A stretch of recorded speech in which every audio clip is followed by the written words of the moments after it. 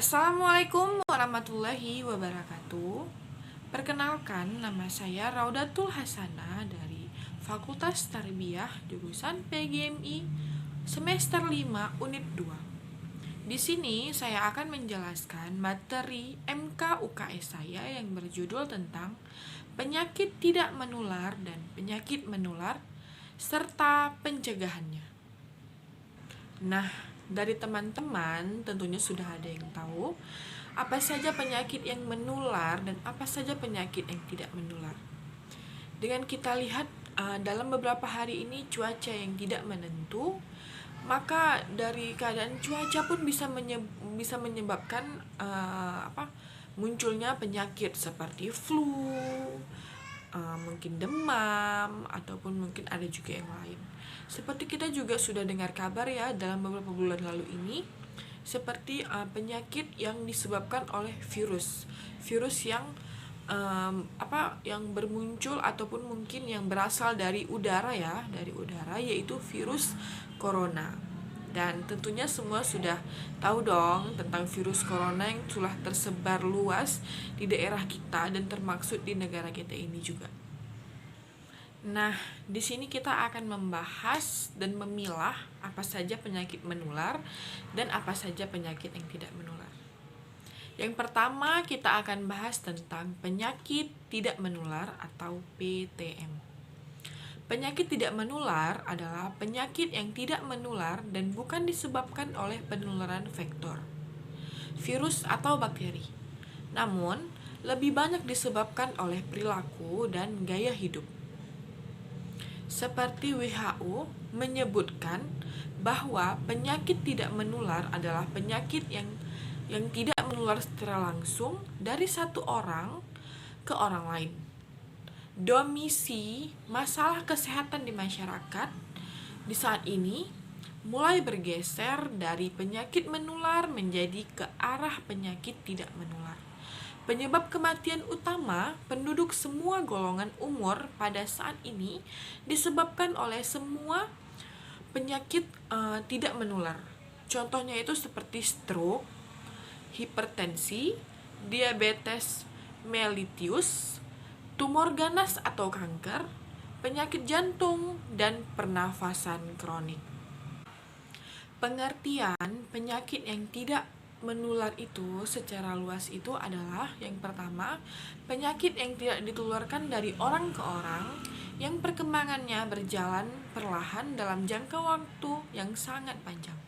Yang kedua, penyakit yang bukan disebabkan oleh infeksi kuman, termasuk penyakit kronis, antara lain seperti jantung, stroke, diabetes mellitus, kanker, penyakit paru, obstruktif kronik, cedera, dan gangguan indera dan fungsional.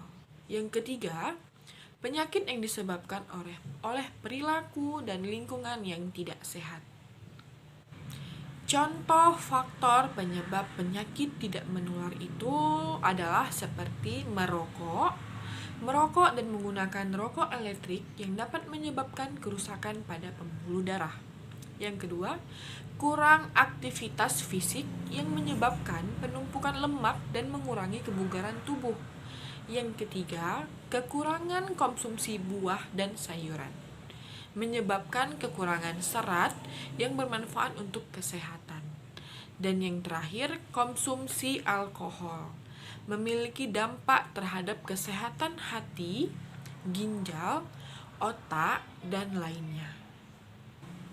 Nah, jenis penyakit tidak menular itu dibagi menjadi dua. Yang pertama itu jenis penyakit tidak menular berdasarkan sistem dan organ tubuh. Contohnya itu seperti apa?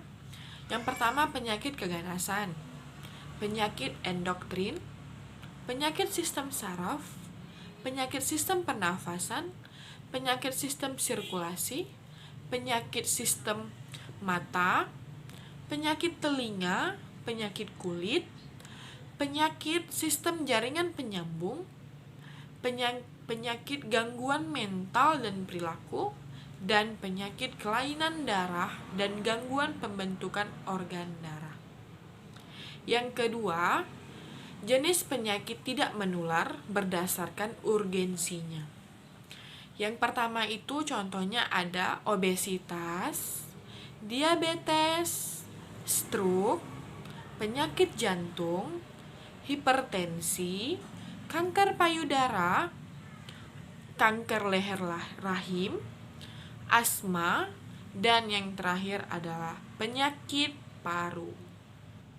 Nah, selanjutnya, bagaimana cara pencegahannya? Pencegahannya itu bisa kita lakukan seperti perilaku hidup sehat, seperti tidak merokok, konsumsi sayuran dan buah, lebih dari 5 porsi per hari, konsumsi garam tidak lebih dari 1 sendok teh per orang per hari, konsumsi gula tidak lebih dari 4 sendok makan per orang per hari.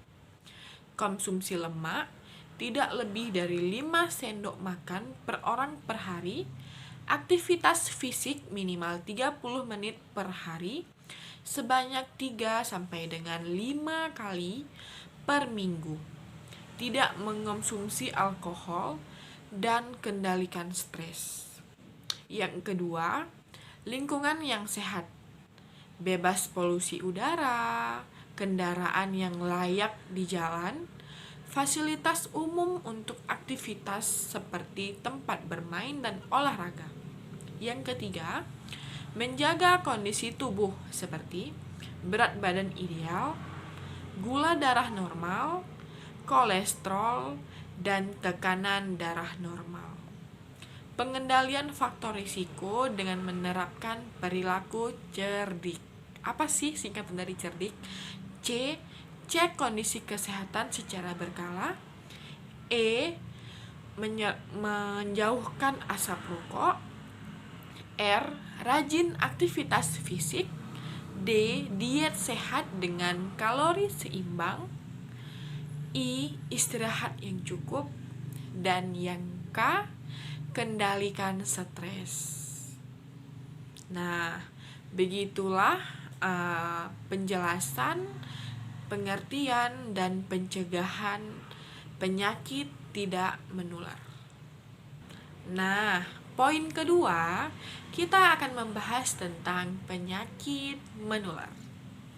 Penyakit menular adalah penyakit yang disebut juga infeksi, yang dapat menular ke manusia di mana disebabkan oleh agen biologi antara lain virus, bakteri, jamur, dan parasit. Bukan disebabkan faktor fisik atau kimia. Penularan bisa langsung atau melalui media atau vektor dan binatang pembawa penyakit. Penyakit menular masih menjadi masalah besar kesehatan masyarakat yang dapat menimbulkan kesakitan, kematian, dan kecacatan yang tinggi, sehingga perlu dilakukan penyelenggaraan penanggulangan melalui upaya pencegahan, pengendalian, dan pemberantasan yang efektif dan efisien. Penyakit menular bisa menjadi wabah, adalah kejadian berjangkitnya suatu penyakit menular dalam masyarakat yang jumlah penderitanya meningkat secara nyata melebihi dari keadaan yang lazim pada waktu dan daerah tertentu, serta dapat menimbulkan malapetaka seperti COVID-19 atau sering kita dengar corona, yang disebabkan oleh penularan dan infeksi virus SARS-CoV-2 merupakan contoh penyakit menular yang telah menjadi wabah bahkan pandemi yang melanda hampir seluruh penjuru dunia. Nah, jenis penyakit menular itu menjadi dibagi dua. Yang pertama itu jenis penyakit menular langsung, dan yang kedua penyakit tulah vektor dan binatang pembawa penyakit. Yang pertama kita akan membahas tentang penyakit menular secara langsung.